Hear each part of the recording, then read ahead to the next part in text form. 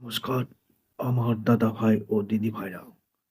ভারতবর্ষের স্বাধীনতা আন্দোলনের বিপ্লবী সূর্য সেন অপমার ভারতবাসীর কাছে মাস্টার নামে পরিচিত।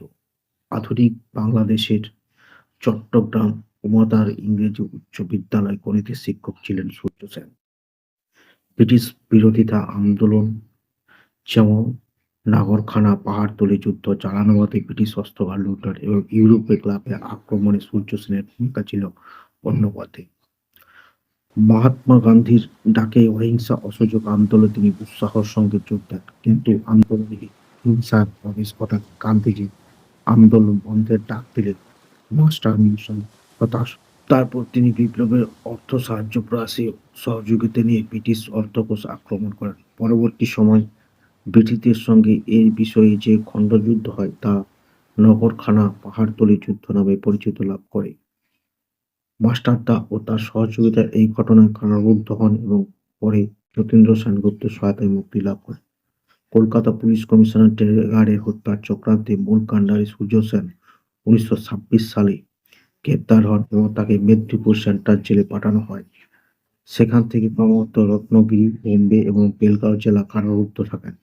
1928 সালে কারামুক্ত ঘটলে ঠিক 2 বছর পরে 1930 সালে ব্রিটিশ বিরোধী আন্দোলন পরিচালনার লক্ষ্যে চট্টগ্রামে ইন্ডিয়ান রিপাবলিক আর্মি প্রতিষ্ঠা করেন।